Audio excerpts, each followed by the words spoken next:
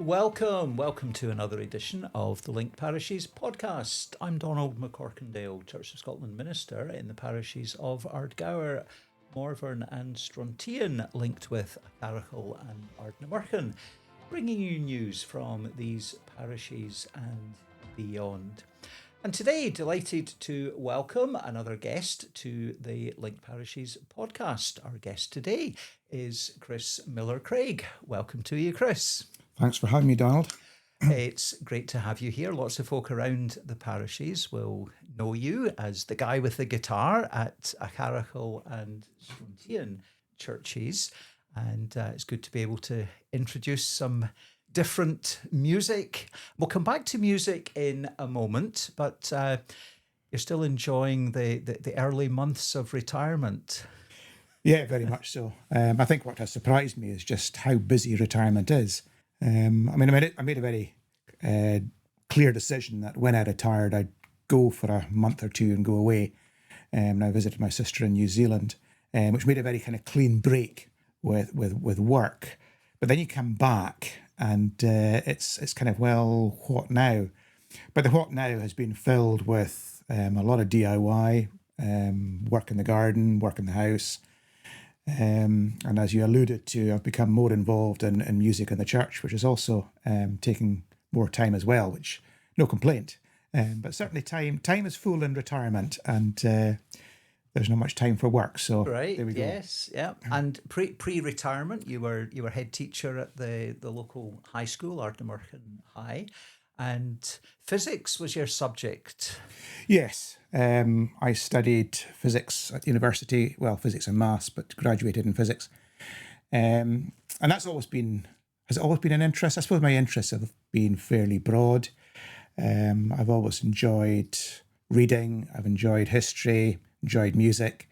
But I think physics for me, the fascination was finding out how things work, finding out how the world works. I always had that philosophical interest with a small p. How do things work? And we'll come on to this maybe later, but also the question of origins. How do things begin? And obviously there's a profound theological side to that. But physics is what I studied. And if I'm honest, I think I did in my first year at university, we had one elective option out of all the maths and physics units that we had to do. We had one elective option, and that was history and philosophy of science.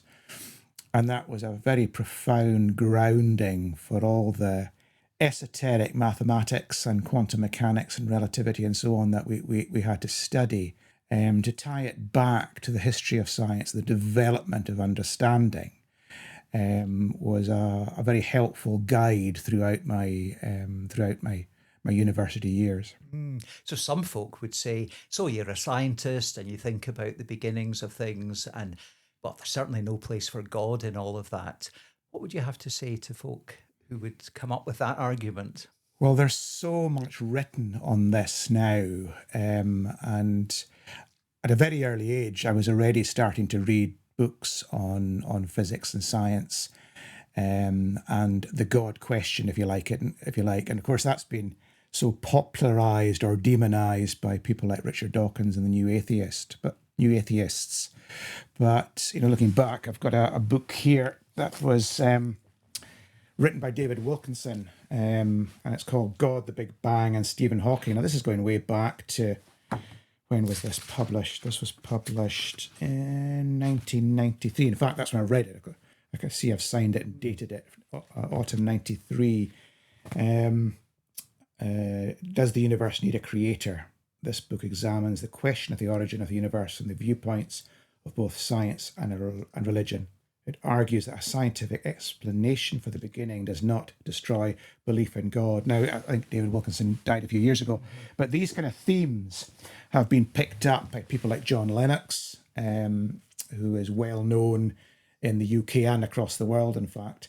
He's written a number of books. He's debated publicly with Richard Dawkins, and he is Professor Emeritus of Mathematics.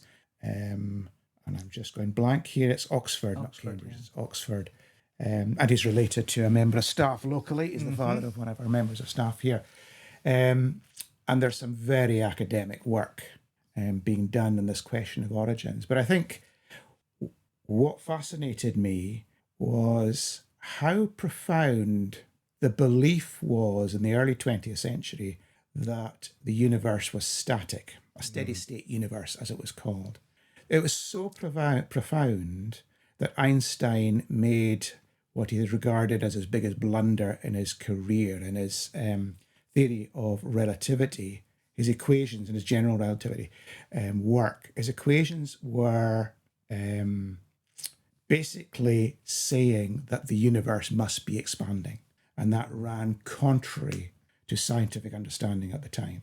To get around the problem, Einstein introduced a fudge in his general relativity theory called the cosmological constant. It was a fudge which undid the expansion that his equations demonstrated. And he always regretted that, because he should have gone with the science, he should have gone with the mathematics, he should have gone what it demonstrated. And of course, later on in the 20th century, we discovered the echoes of the Big Bang.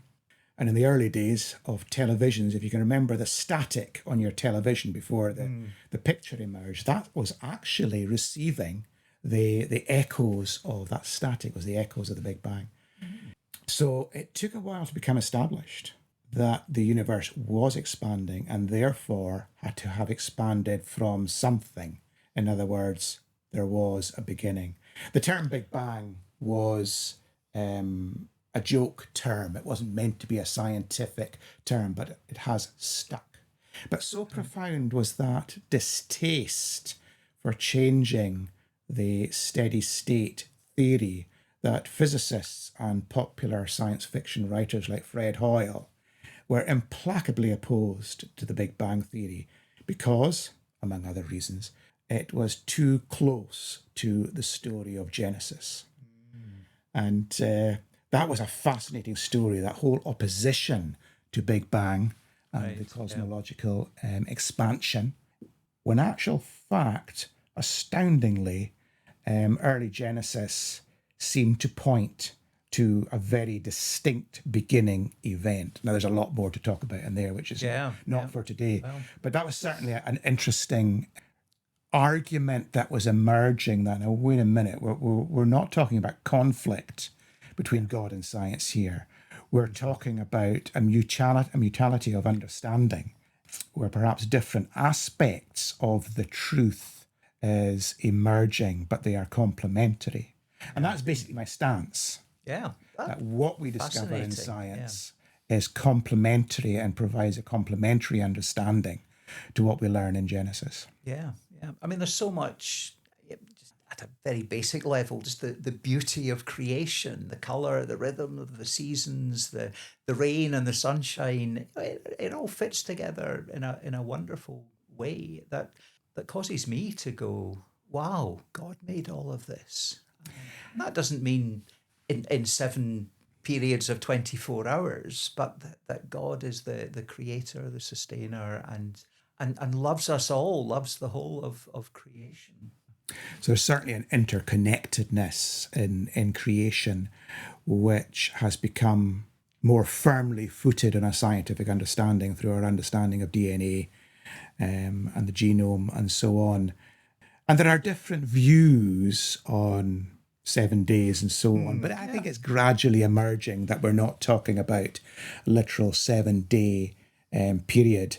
And that's been, I think, certainly among scientists who are Christians, and that's become quite firmly understood that there was an ordered sequence within creation, which is also complementary to the Genesis understanding, but that 7 days is a figurative description. I think often the God that Richard Dawkins and others have rejected is also a God I have rejected.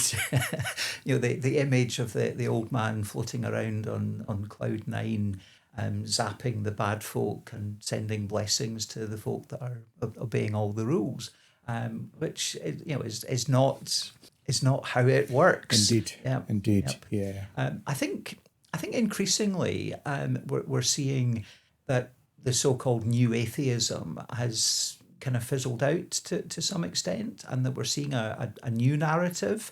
There's been talk recently of the quiet revival. I mentioned it a few times. The Bible Society report, certainly in England and Wales, that would suggest that young folk are asking the questions. They're reading their Bibles. They're maybe not in huge numbers, but some coming around the church.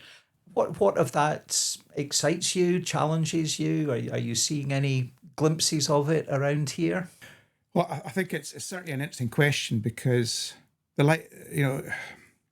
Dawkins and the New Atheist movement was very much portraying itself as a new enlightenment, not as a faith, but as a new enlightenment.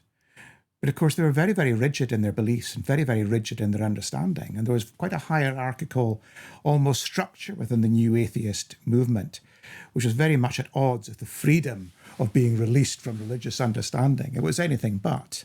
And even Dawkins himself, I think, regards himself as a cultural Christian now, which is an interesting shift in understanding. I think what I find of more concern, in a sense, and I'm going a bit of a dogleg here off what you asked me, but when I grew up, there was an understanding, or there was a myth, shall we say, that science had disproved God, and that you were, in a sense, pretty well locked in the past if you had a Christian faith. So science was the new answer.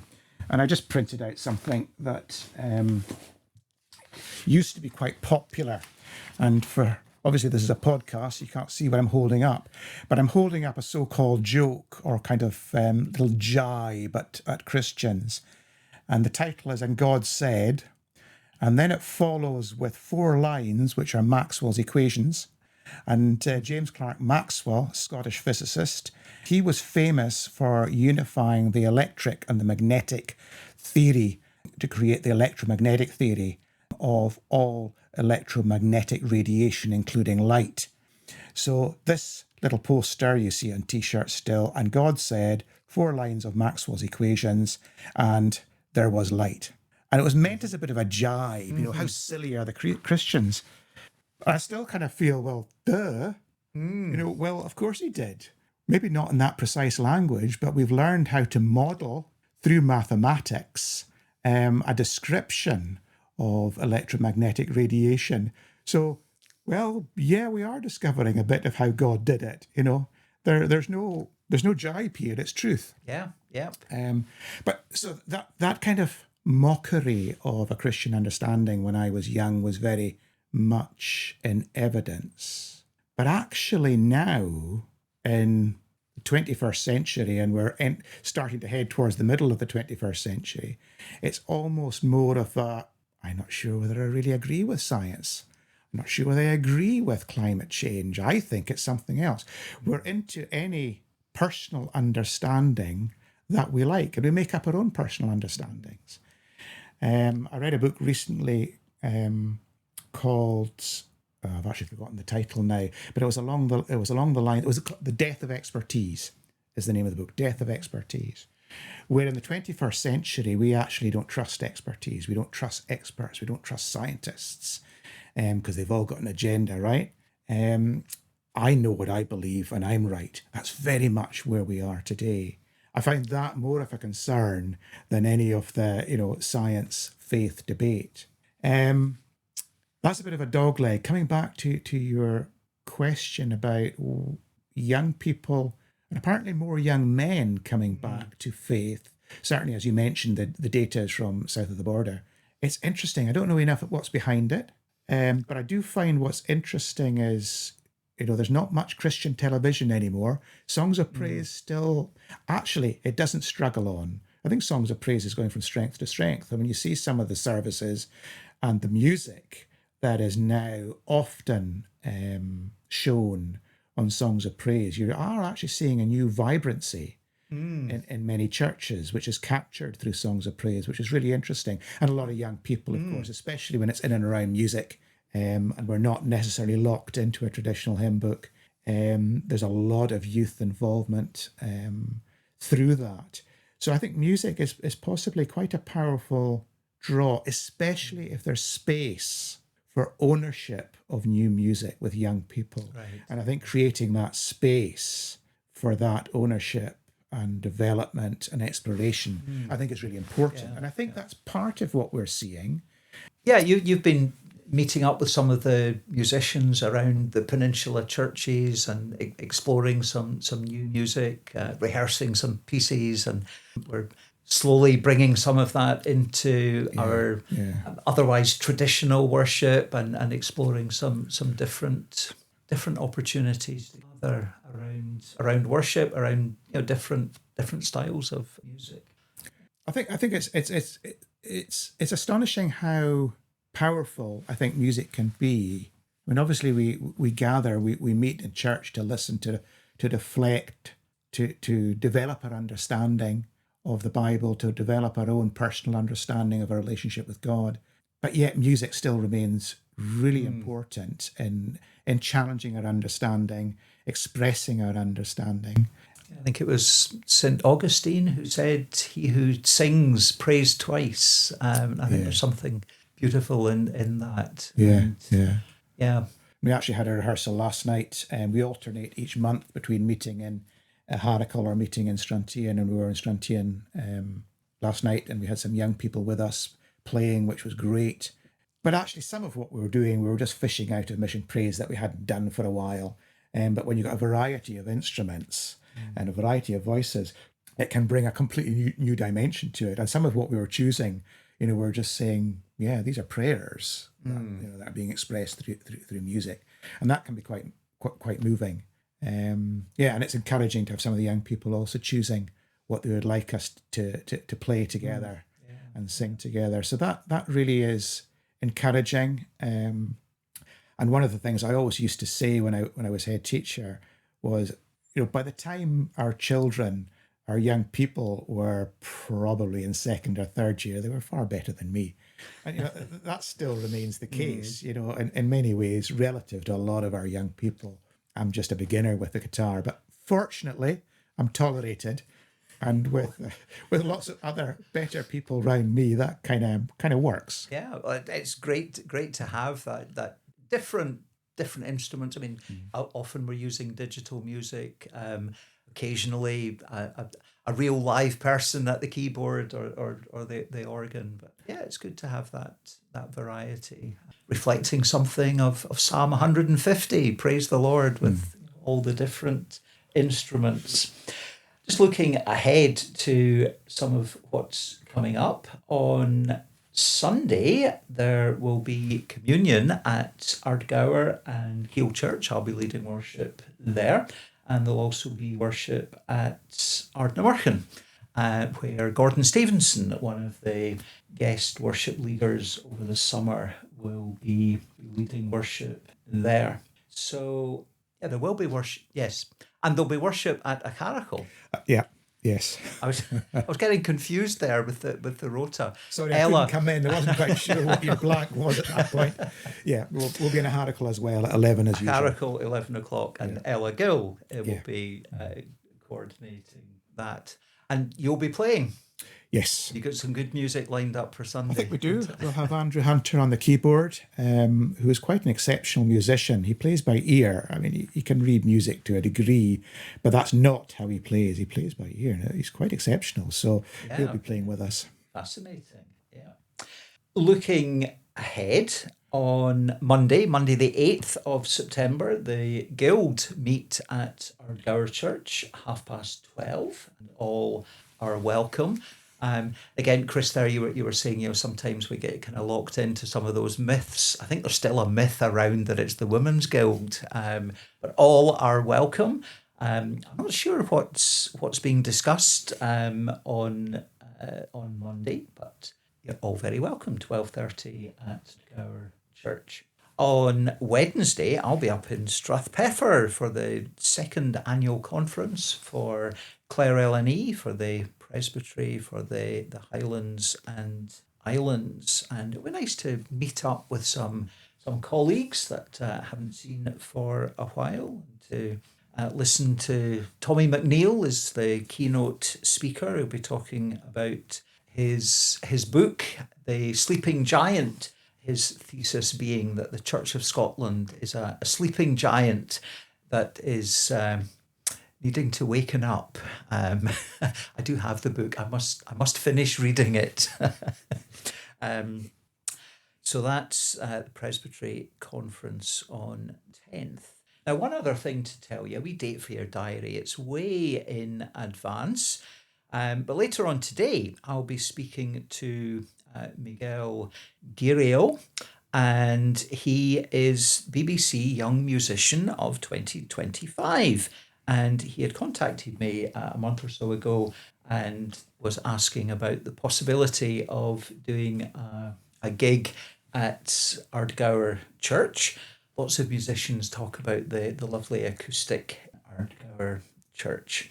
So he is a guitarist, a singer, and it is said of him that he is a unique voice in the contemporary Scottish traditional music scene. So we're arranging to have him with us in Ardgour, 27th of February. Tickets will be available at some point nearer then, but pop that one in your diary, 27th of February. Chris, I see you brought along a couple of books and bits and pieces. Anything we haven't touched on yet?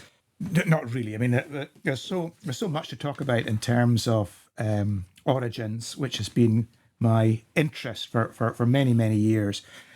I've talked a bit about John Lennox, and one of the other writers I've been reading for some time is Dennis Alexander.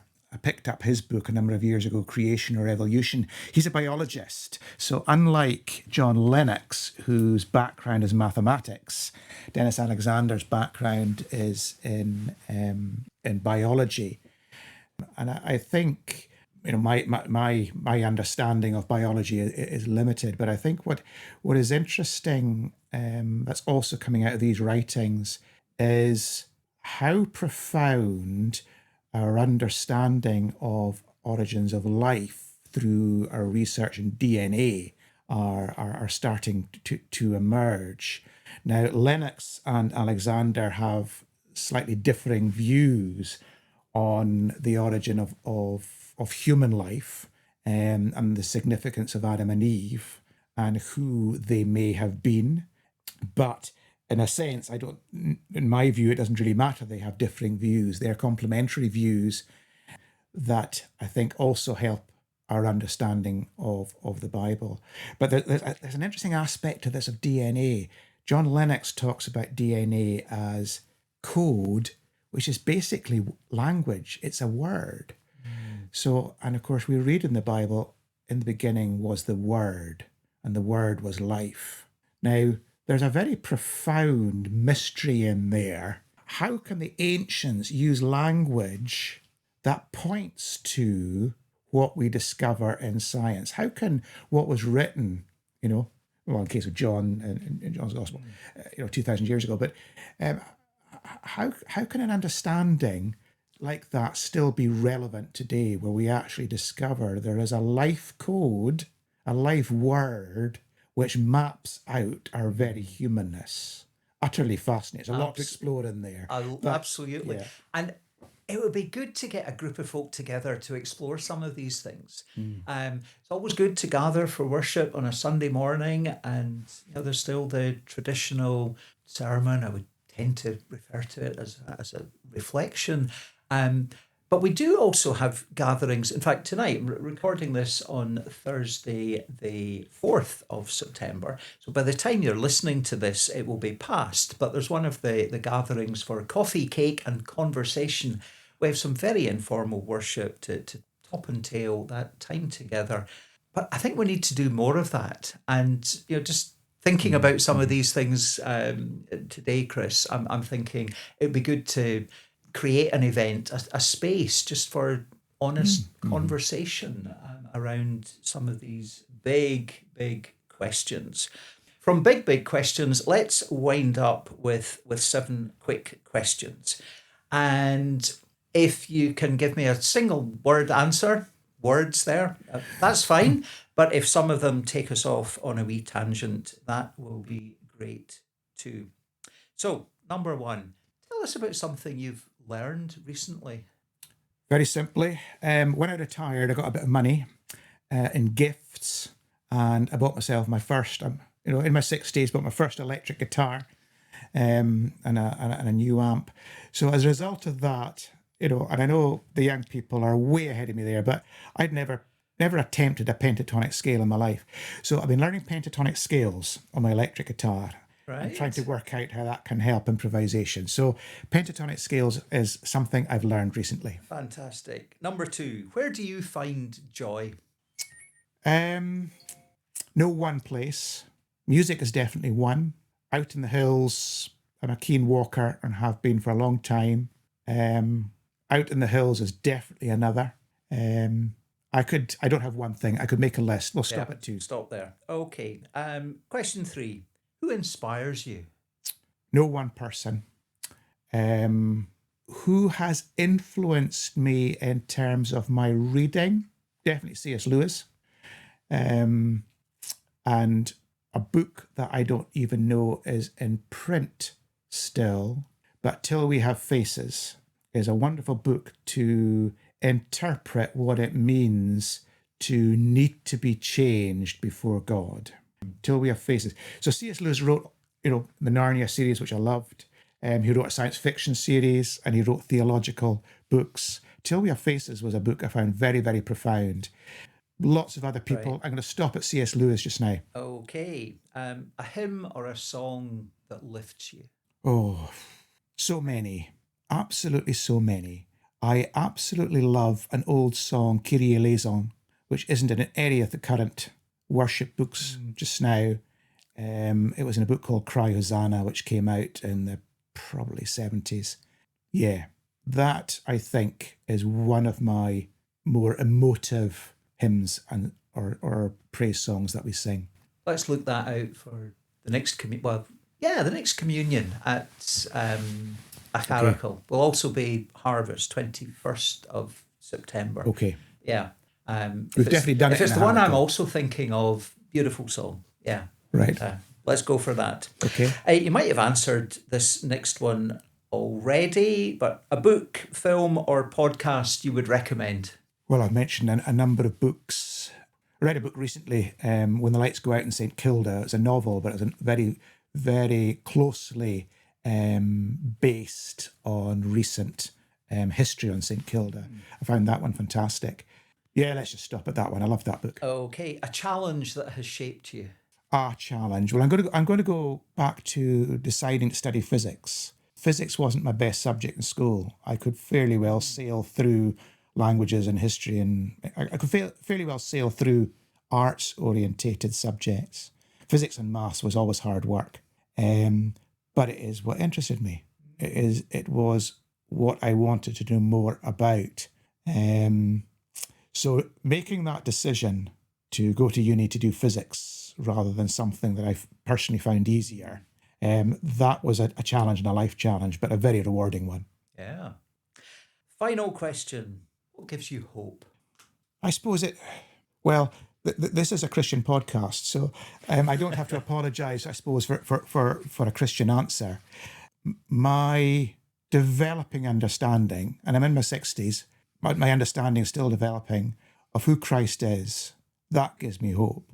I don't really find fundamental hope in anything else. There's lots of other things that are nice and lots of other things I hope for, and friendships that are sustaining and valued. But fundamentally, I'm retired. The next stage is getting old. This is where it's all going.